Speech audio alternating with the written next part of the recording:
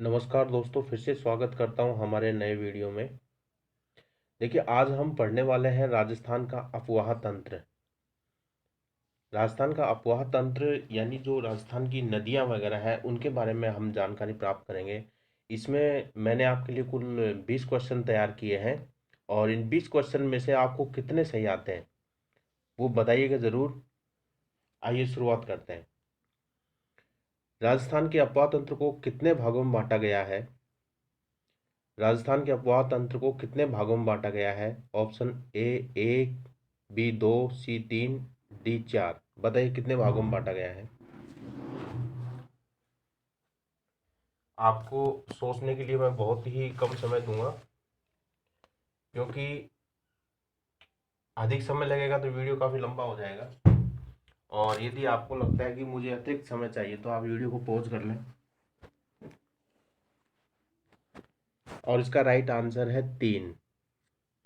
राजस्थान को 3 अफवाह तंत्रों में बांटा गया है।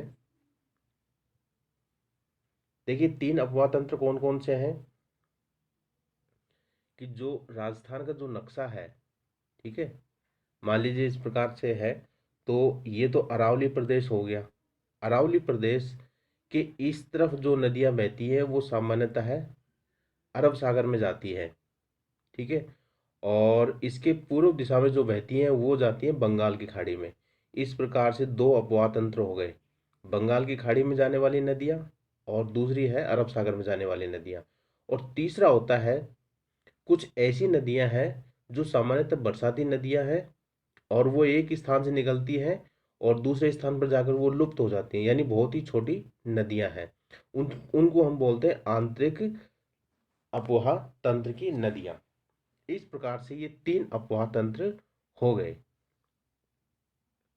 प्रश्न संख्या 2 देखिए। प्रश्न संख्या 2 है, राजस्थान के कौन से जिले हैं जहां एक भी नदी प्रवाहित नहीं होती है? राजस्थान के ऐसे कौन से 2 जिले हैं जहां एक भी नदी प्रवाहित नहीं होती है? आपके ऑप्शन है बीकानेर हनुमानगढ़, बीकानेर गंगानगर, बीकानेर चूरू और चूरू हनुमानगढ़।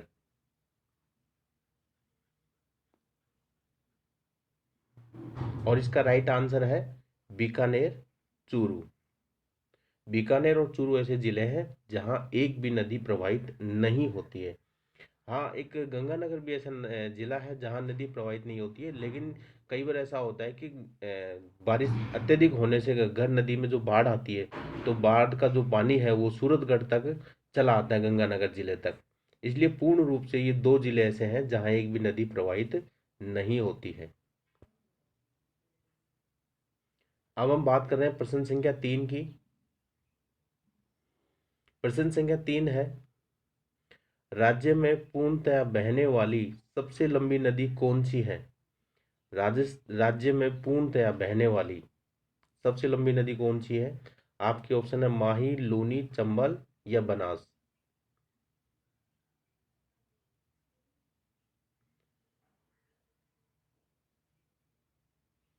और इस 3 का राइट आंसर है बनास।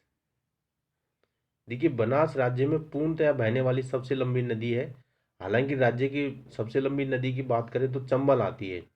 राज्य की सबसे लंबी नदी चंबल आती है, लेकिन चंबल क्या है, एमपी मध्य प्रदेश से निकलती हुई राजस्थान में बहती हुई ये उत्तर प्रदेश में जाकर के मिल जाती है।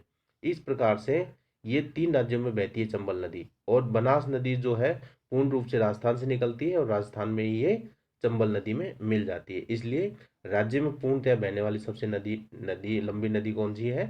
बनास है।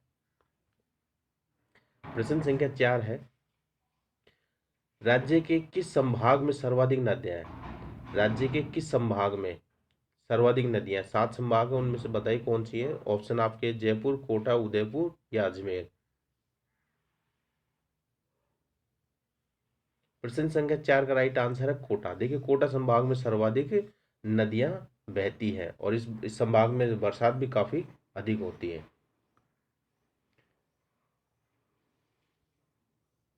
प्रश्न संख्या 5, चूलिया जलप्रपात कौन सी नदी बनाती है? चूलिया जलप्रपात कौन सी नदी बनाती है? चंबल, मांगली, माही या बनास। और 5 का राइट आंसर है ए ऑप्शन, चंबल नदी चूलिया जलप्रपात बनाती है। चित्तौड़गढ़ जिले में ये चूलिया जलप्रपात है चंबल नदी पर।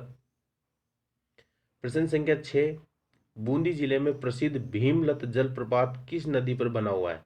बूंदी जिले में प्रसिद्ध भीमलत जलप्रपात किस नदी पर बना हुआ है? चंबल पर, माही पर, मेज पर या मांगली पर? बताइए इन 4 ऑप्शन में से।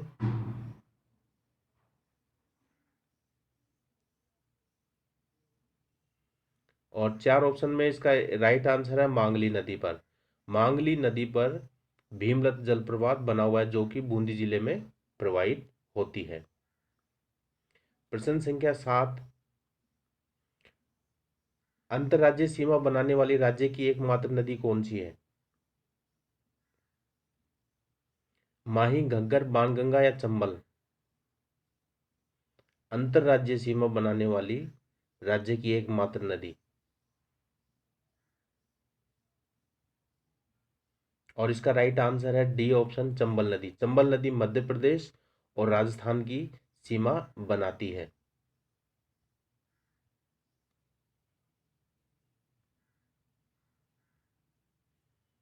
प्रश्न संख्या 8 देखिए।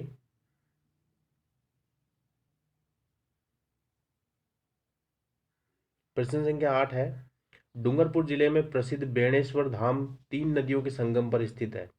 निम्नलिखित में से कौन सी नदी संगम में शामिल नहीं है? डूंगरपुर जिले में एक बेणेश्वर धाम है जिसको आदिवासियों का तीर्थ स्थल कहते हैं, बेणेश्वर धाम को। ये 3 नदियों के संगम पर स्थित है। निम्न में से कौन सी नदी संगम में शामिल नहीं है? अर्थात 3 नदियां तो है, चौथी कौन सी नहीं है? बेड़त, सोम, माही या जाखम में से बताइए। और इसका राइट आंसर है बेड़च। बेड़च नदी इस 3 नदियों के संगम में शामिल नहीं है। सोम, माही, जाखम ये 3 नदियां शामिल हैं। तो इसका राइट आंसर है ए ऑप्शन, बेड़च नदी। प्रश्न संख्या 9 देखिए। प्रश्न संख्या 9 है, गागरोन का किला किन 2 नदियों के संगम पर स्थित है? गागरोन का किला किन 2 नदियों के संगम पर स्थित है? वे 2 नदियां कौन कौन सी हैं? चंबल बामणी, बी ऑप्शन है परवन पार्वती, आहू काली सिंध या गंभीरी बेड़च? बताइए। 9 का राइट आंसर है सी ऑप्शन, आहू और काली सिंध। देखिए आहू और काली सिंध ये 2 नदियां जहां मिलती हैं वहां गागरोन का किला है। इस प्रकार से एक नदी आती है, आहू आती है और इधर से काली सिंध आती है। ये 2 नदियां यहाँ मिलती हैं और यहाँ मिलने के बाद एक ऊंची पहाड़ी है और ऊंची पहाड़ी के पीछे से इस प्रकार से घूमकर ये नदी जाती है। और ये जो ऊंची पहाड़ी है इस स्थान पर, इसी स्थान पर ये गागरोन का किला बना हुआ है। प्रश्न संख्या 10 देखिए। प्रश्न संख्या 10 है, भैंसरोडगढ़ का दुर्ग किन नदियों के संगम पर स्थित है? भैंसरोडगढ़ का दुर्ग किन नदियों के संगम पर स्थित है? गंभीरी बेड़च, चंबल या बामनी, परवन या चंबल या उरई या बामनी?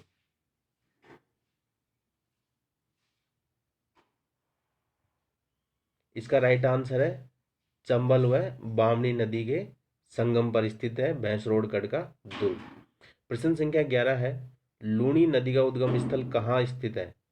लूनी नदी का उद्गम स्थल कहाँ है? अजमेर, राजसमंद, उदयपुर या नागौर में? देखिए लूनी नदी का राइट आंसर है इसका अजमेर में। लूनी नदी जो है अजमेर जिले में एक नाग पहाड़ है, नाग पहाड़ से निकल कर ये जाती है और इस प्रकार से लूनी नदी 6 जिलों में प्रवाहित होती है। ठीक है, अजमेर जिले के नाग पहाड़ से लूनी नदी का उद्गम स्थल है। ये जब नाग पहाड़ से निकलती है तो 2 शाखाओं के रूप में निकलती है। जैसे मान लीजिए नाग पहाड़ है तो यहाँ 2 शाखाएं निकलती है, एक तो सागरमती और एक सरस्वती। ये दोनों मिलकर के आगे एक एक जगह इकट्ठी हो जाती है, फिर उसके बाद ये लूनी नदी कहलाती है। लूनी नदी 6 जिलों में बहती है, बनास नदी भी 6 जिलों में बहती है और चंबल नदी भी 6 जिलों में बहती है। इस प्रकार से ये 3 नदियां हैं जो 6-6 जिलों में बहती हैं। प्रश्न संख्या 12 देखिए, प्रश्न संख्या 12 है, पाली जिले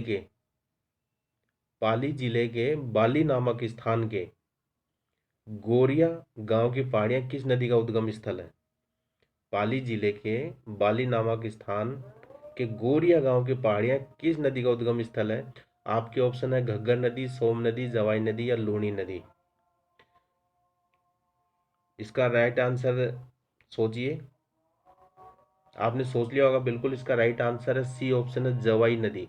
देखिए जवाई नदी जो है पाली जिले के बाली नामक स्थान के गोरिया गांव से निकलती है। ठीक है, ये जैसे मान लीजिए पाली जिला है और ये इधर सिरोही जिला है, तो ये बाली बिल्कुल सिरोही के नजदीक पड़ता है। ठीक है, तो जवाई नदी यहाँ से निकलती है और पाली में सुमेरपुर में भी जवाई बांध बनाया गया जवाई नदी के ऊपर, जिसको हम मारवाड़ का सरोवर भी कहते हैं। प्रश्न संख्या 13, बांसवाड़ा के खादू गांव के निकट कौन सी नदी राजस्थान में प्रवेश करती है? बांसवाड़ा के निकट, खादू गांव के निकट कौन सी नदी राजस्थान में प्रवेश करती है? आपके ऑप्शन है चंबल, परवन, पार्वती या माही।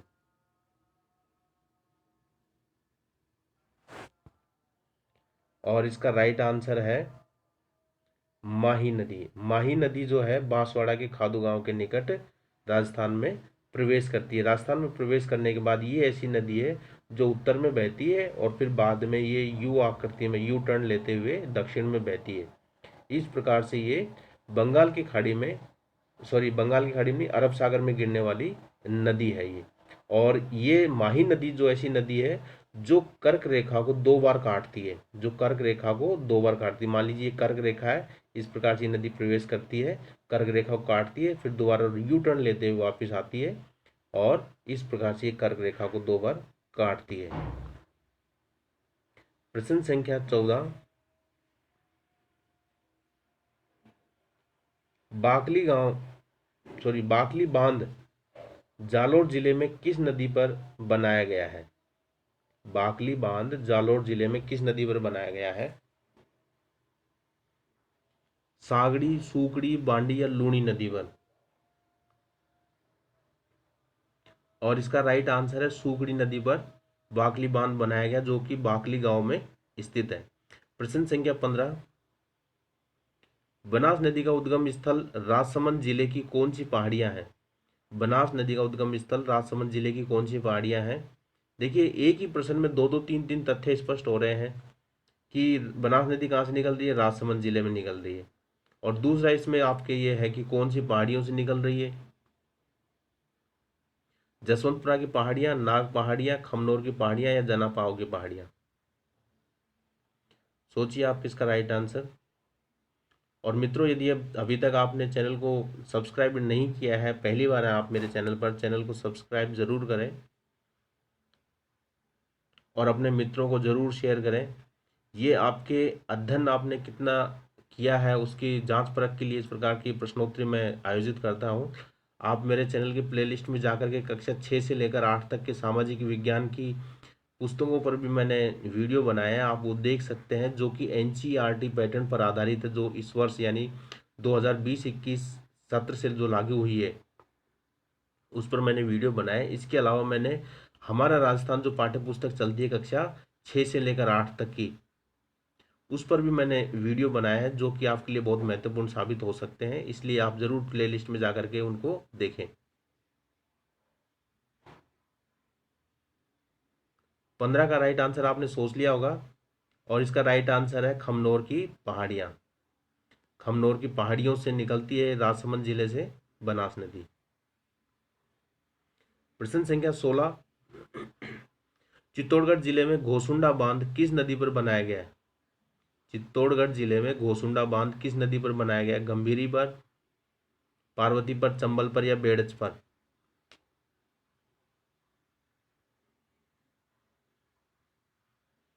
देखिए ये बनाया गया घोसुंडा बांध बेड़च नदी पर बनाया गया है, तो इसका राइट आंसर डी है। प्रश्न संख्या 17, प्रश्न संख्या 17 है, लूनी की एकमात्र सहायक नदी जिसका उद्गम स्थल अरावली की पहाड़ियाँ नहीं है। बहुत महत्वपूर्ण प्रश्न है, कई बार एग्जाम में पूछा भी गया है और आपके किसी न किसी एग्जाम में जिसकी भी आप तैयारी करें उसमें आने की पूरी संभावना है। लूणी की एकमात्र सहायक नदी जिसका उद्गम स्थल अरावली की पहाड़ियां नहीं है।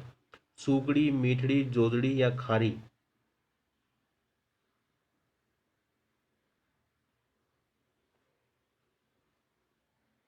देखिए इसका राइट आंसर है जोजड़ी। जोजड़ी ऐसी नदी है जो अरावली की पहाड़ियों से नहीं निकलती है। जैसे मान लीजिए ये लूणी नदी है, लूणी नदी प्रवाहित हो रही है, ज़्यादातर नदियाँ इसकी बाईं तरफ से ही इसमें शामिल हो रही है, इसकी जितनी भी सहायक नदियाँ हैं।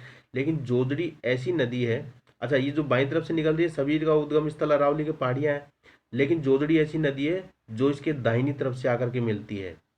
ठीक है, तो इसमें दो तीन क्वेश्चन स्पष्ट हो जाएंगे। एक तो ऐसी नदी जिसका उद्गम स्थल अरावली की पहाड़ियां नहीं है, लूणी नदी की सहायक नदी है, वो है जोजड़ी। दूसरा, लूणी नदी की एकमात्र ऐसी नदी सहायक नदी जो लूणी में दाईं तरफ से आकर के मिलती है, जोजड़ी। जोजड़ी जो है नागौर जिले के पोडलू गांव की पहाड़ियों से निकलती है। प्रश्न संख्या 17, बिसलपुर बांध किस नदी पर बनाया गया? बिसलपुर बांध किस नदी पर बनाया गया? आपके ऑप्शन है बनास, चंबल, बाणगंगा या लूणी।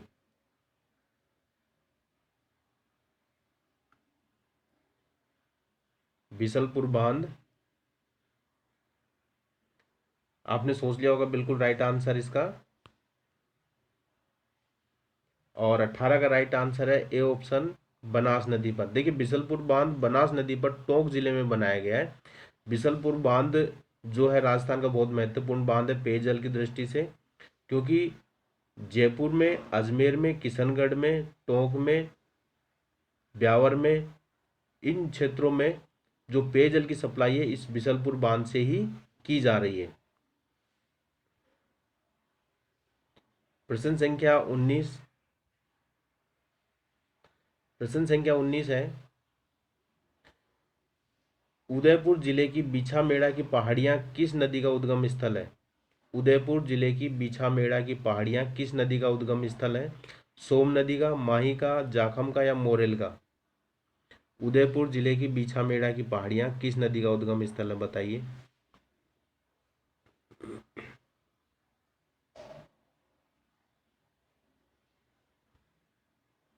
और इसका राइट आंसर है सोम नदी, ए ऑप्शन। सोम नदी का जो उद्गम स्थल है बीछामेड़ा की पहाड़ियां हैं। प्रश्न संख्या 20, चंबल नदी निम्नलिखित में से किस जिले से नहीं गुजरती है? चित्तौड़गढ़, धौलपुर, कोटा या झालावाड़?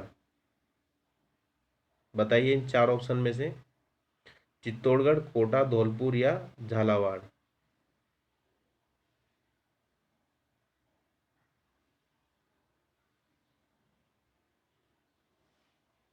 और इसका राइट आंसर है झालावाड़ जिले से। झालावाड़ जिले से ये चंबल नदी नहीं गुजरती है। ठीक है, तो इस प्रकार से मित्रों ये आपके 20 क्वेश्चन है। आपने 20 क्वेश्चन अच्छी तरह पढ़े, इनको समझा और आपका अच्छा अभ्यास हुआ। आप कमेंट्स बॉक्स में बताना जरूर कि आपके 20 में से कितने सही हुए हैं।